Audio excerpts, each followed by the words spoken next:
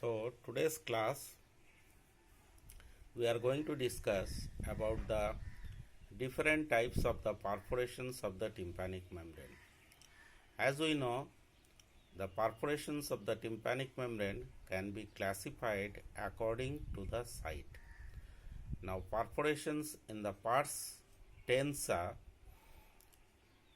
are of different types. First, let us divide the pars tensa into different quadrants. You pass a line along the long axis of the handle of the malleus and pass a perpendicular line through the umbo. It divides the pars tensa into four quadrants. One is the antero-superior, just below it is the antero-inferior, one is posterior-superior and another is posterior-inferior. Now among all this quadrant, posterior-superior quadrants is very important because most of the time all the ossicular chain are in close contact with the posterior-superior quadrant. There is another way we can divide the pars tensa. That is, instead of four quadrants, you pass two lines from the umbo below up to the tympanic sulcus, one line in the posterior quadrant, another line in the anterior quadrant. That way we can divide the tympanic membrane or pars tensa of the tympanic membrane into three quadrants. Okay. Now there is another part of the tympanic membrane which is known as the pars flaccida. Now why pars flaccida is called pars flaccida? Because it is flaccid in nature. The basic difference is the tympanic membrane are three layered in pars tensa, but the fibrous layer is not properly arranged in the pars flaccida. That's why it's flaccid. This flaccidity accommodates the movements of the ossicular chain. Now the pars flaccida, attachment of the pars flaccida is at the notch of Rivinus that we have already finished in our previous class. Pars tensa is attached with the pars tensa is attached, it forms the fibrous layer, forms a fibrocartilaginous ring, and that fibrocartilaginous ring is being attached with a sulcus or lodged in a sulcus which is known as the tympanic sulcus. Now this tympanic membrane perforations can be divided into perforations of the pars tensa and perforations of the pars flaccida. Perforations of the pars tensa can be central. So how can you define the central perforation? Central perforation is a type of perforation when all around you will get a good margin of the pars tensa. Now this central perforation can be of small central perforation, can be medium type of central perforation, can be large central perforation. There is another type of perforation which is known as the subtotal perforation.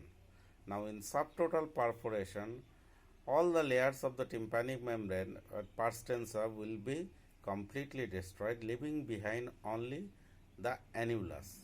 So what part of the tympanic membrane will be left in subtotal perforation? That is in annulus. Annulus is a part of the tympanic membrane.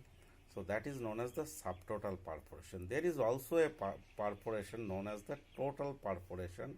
That means where the pars tensa as well as the pars flaccida will be completely destroyed. That is due to the virulent pneumococcal infection. We do get total types of perforation. Now coming down to the management of the different types of perforations, the perforation can be in a active stage, perforation can be in a moist stage, or perforation can be in a absolutely inactive stage. That means when there is no discharge. If there is no discharge and only a perforations in the pars tensor, we can repair that perforations. Now, depending on the damage of the ossicular chain, we can do simultaneous ossiculoplasty and perforation repair.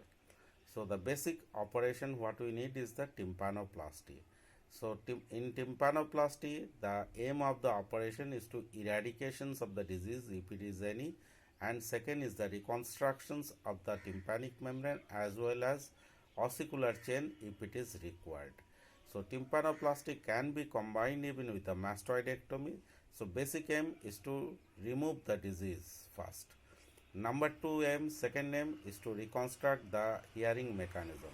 Now, our hearing mechanism is consist of two things. One is the tympanic membrane, another is the ossicular lever ratio. Also, inner ear constitute a definitely important part of the hearing mechanism. That means if there is a sensory neural involvement in case of chronic otitis media with a central perforation, there is an indications for operation, but the hearing is not going to improve in case of central perforation with sensory neural deafness. So, what are the indications when we perform the tympanoplasty even in cases of the sensory neural deafness?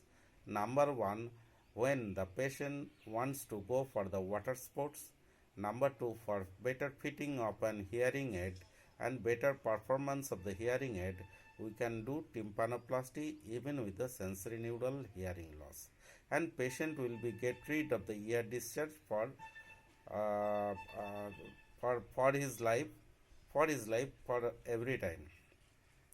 So these are the indications of the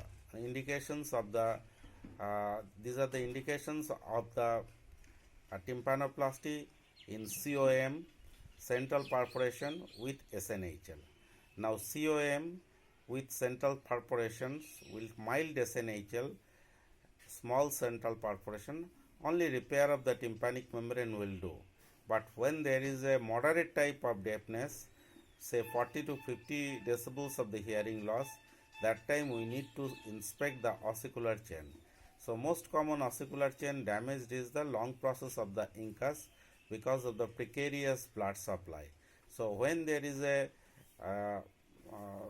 loss of the ossicular chain, discontinuity of the ossicular chain, we need to do the ossiculoplasty along with the repair of the tympanic membrane. Most common graft material used for the reconstruction of the tympanic membrane is temporalis fascia.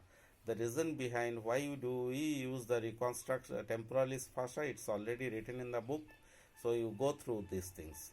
Other common graft material which are used are the vein graft.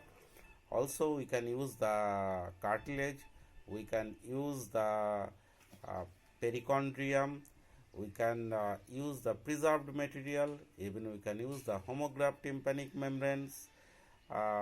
These are all common things. Skin can be used? No, skin cannot be used. Skin was initially used for the tympanoplasty, but because there is every chance that skin will grow inside the tympanic cavity, so skin is never being used as a graft material. Thank you.